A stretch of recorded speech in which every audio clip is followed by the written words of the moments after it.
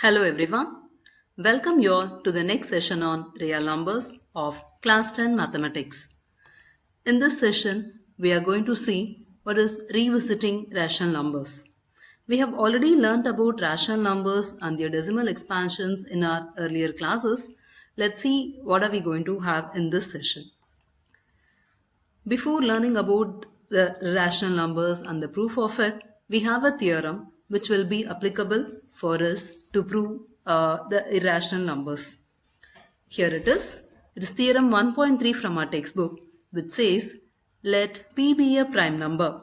If P divides A square, then P divides A, where A is a positive integer. That is, if P divides A square, then P divides A, where P is a prime number.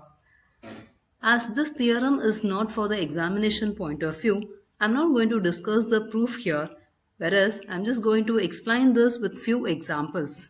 Let us try to understand what this theorem states here.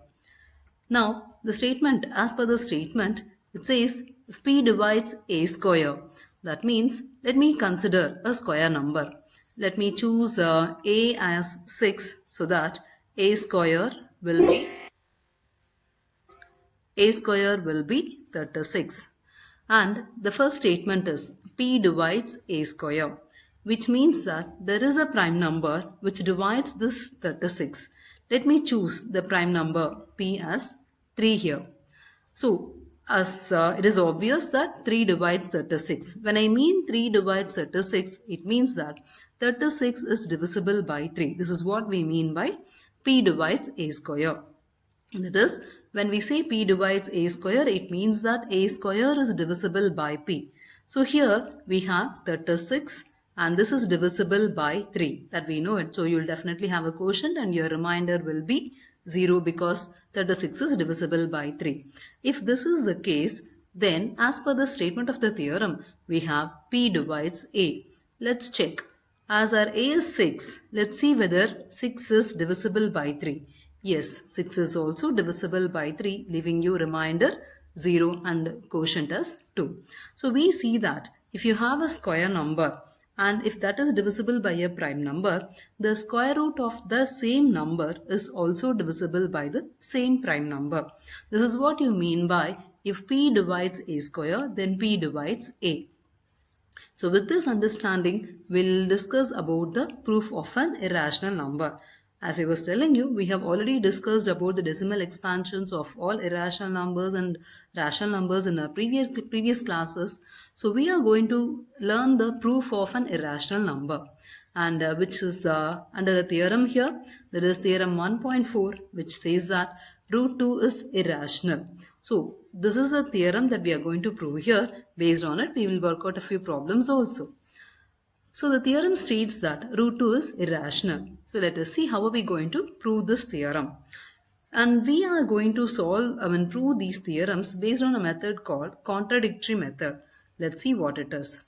Now we need to prove 2 is irrational, that is root 2 is irrational, for which the first thing what I am going to do here is assuming that this 2 is a rational number.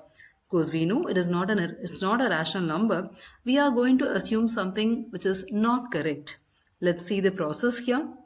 The first step is assume that 2 is a rational number.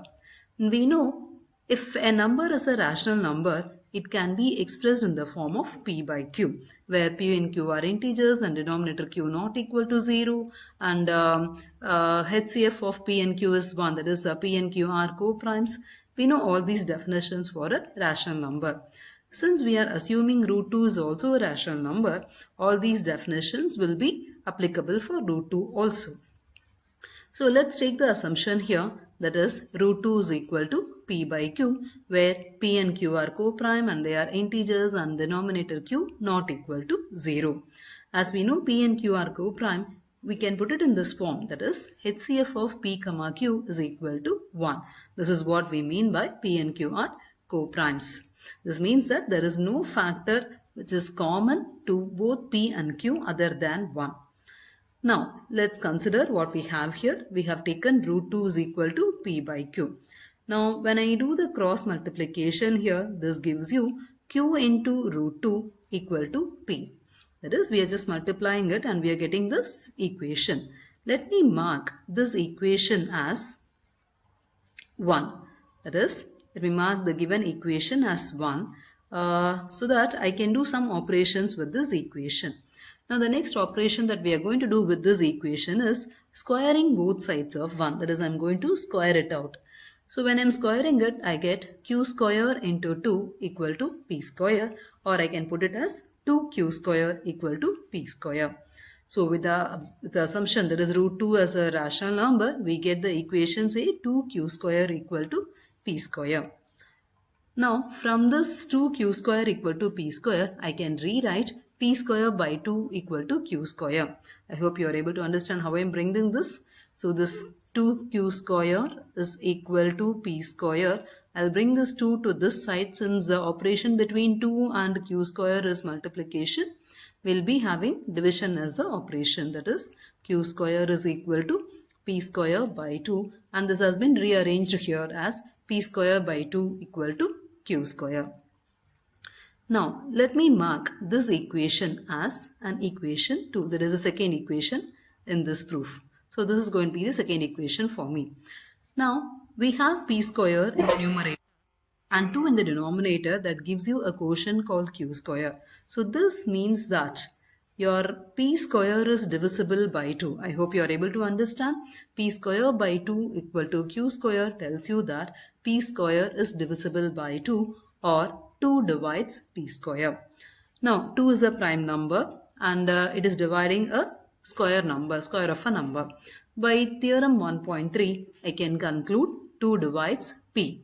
So we had 2 divides p square, but because of the theorem I can put it in the way that 2 divides p. Now when I say 2 divides p, it means that p divided by 2 can give me some quotient.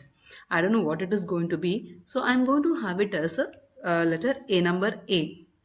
That is, I'm going to represent the quotient as A. That is, let p by 2 equal to 2a. So when I cross multiply again this with here, I'll be getting p equal to 2a. Now this p equal to 2a, I'm going to mark it as third equation. When I mark it as third equation, I can do some operation with this equations. That is, you can see the second equation has p square and we have p value here. So I'm going to substitute the value of p from the third equation in the second equation. That is what I have represented here. That is, substitute 3 in 2. So when I substitute, I have p square by 2 equal to q square. That can be replaced by 2a whole square by 2 equal to q square. Now when I say 2a whole square by 2, this gives me 4a square by 2 equal to q square, which is going to give me 2a square is equal to q square, because I can cancel out 2 and 2 in this. So we have got 2a square equal to q square. Again, bringing this 2 to the other side of the equation gives us q square by 2 equal to a square. Now we are in q square by 2 equal to a square. So this means that 2 divides q square. That is, q square is divisible by 2, or I can say 2 divides q square. Now 2 is a prime number which is dividing a square number. So by the same theorem 1.3 which we have learned now, we can say 2 divides q. Now you can just go back and see, we got a statement here say 2 divides p. 2 divides p and also 2 divides q. This is what we have derived now, 2 divides q. So 2 divides p and 2 divides q, which means that 2 divides both p and q. So this means that 2 is the common factor for both p and q. But as per our assumption, we have only 1 as the common factor. That is why we have HCF of PQ equal to 1. That means 1 is a common factor, but we get now 2 as a common factor. That is, P and Q have 2 as a common factor. That is, HCF of P and Q equal to 2. But as per the definition of a rational number, our HCF of P and Q should be only 1. It cannot have 2. So this is a contradiction to the fact that HCF of PQ equal to 1. So I cannot have a different number as a HCF when I have HCF as 1. So this is a contradiction to the fact, because HCF of P and Q equal to 1 should be the fact because it's a rational number. Why this contradiction has come? This is mainly because of our wrong assumption.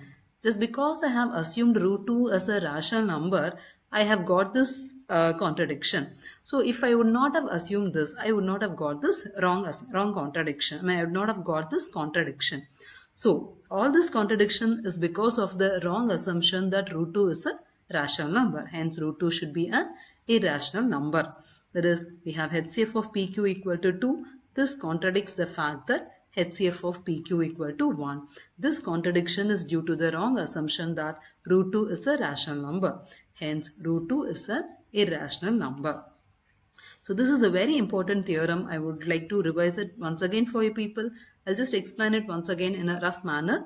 The theorem states that root 2 is irrational. That is, we know it is irrational, but we are going to see how we are going to prove it is irrational, because we have learnt this is an irrational number in our earlier classes. Let's see how it is going to be, for which we are going to use a methodology called contradictory method. That is, we are going to assume something wrong which will give us some contradiction. And the thing that you're going to assume here is root 2 is a rational number, and then we apply the definition of a rational number to root 2 and we write root 2 as P by Q, and we do some operations with it. The first thing is we'll be squaring the given equation. There is some assumed equation. We'll be squaring it, and we are trying to write it in terms of P square by 2 equal to Q square, which tells us 2 divides P square, and then we apply the previous theorem which tells you 2 divides P. Similarly, we use a procedure so that we get 2 divides Q also. So 2 divides P and 2 divides Q tells you that 2 is a common factor for both P and Q, which is not possible because we have 1 as the common factor, that is highest common factor for the given number root 2. And this is a contradiction that we are getting it because of the wrong assumption that root 2 is a rational number. Hence root 2 should be an irrational number, and hence we conclude that root 2 is an irrational number. Now with this understanding, let's solve the exercise problems of exercise problems of 1.3. Here is the second problem for you, because the first problem is similar to what we have proved now, that you can take it as homework. Let's see how to prove 3 plus 2 root 5 is an irrational number. Now the same process we are going to do it here as we did for the theorem. That is, we are going to assume the given number as a rational number. So when I say 3 plus 2 root 5 is a rational number, we write it in the form of P by Q, where P and Q are integers, Q not equal to 0, and HCF of PQ equal to 1. You can write all those things as usual. Now I'm going to do certain operations or certain simplifications with the given equation. We have 3 plus 2 into root 5 equal to P by Q. Let us bring this 3 to the other side of the equation, which gives us 2 root 5 is equal to P by Q minus 3. Then the next step is to take LCM to the right side. That gives me P minus 3Q by Q. That is 2 root 5 is equal to P minus 3Q by Q. And let me bring this 2 to the other side of the equation. So that gives us root 5 is equal to P minus 3Q by 2Q. Now you know P and Q are integers, and Q denominator Q is not equal to 0, and HCF of P and Q is 1. So this means that this entire expression, that is P minus 3Q by 2Q, is a rational number because of the definition of a rational number. Now when you have the right side as a rational number, this means that your left side should be a rational number. That is, root 5 should be a rational number. You can see here, since P and Q are integers and HCF of PQ equal to 1, P minus 3Q by 2Q is a rational number. That means that root 5 is a rational number.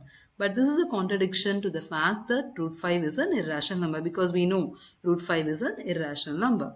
And this is due to the wrong assumption that 3 plus 2 root 5 is a rational number. Hence 3 plus 2 root 5 is an irrational number. I hope you are able to understand how we are proving this problem based on the theorem that we have learnt. So I would like you all to go back to these theorems. Theorem 1.3 is just the base to prove our theorem 1.4. So understand this theorem. With this understanding, proceed with your proof of theorem 1.4. This is a very important theorem which helps you to solve almost all the problems of exercise 1.3. So I have solved one problem for you so that all the remaining problems can be taken as homework because just the number matters and the operations. One could be with the plus, one could be with the minus or division or multiplication. So try all those problems on your own along with the help of the example problems. And homework for the day is examples 9, 10, 11 and exercise problem question number 1 and 3. With this I conclude the session. I'll meet you in the next session with next topic. Thank you.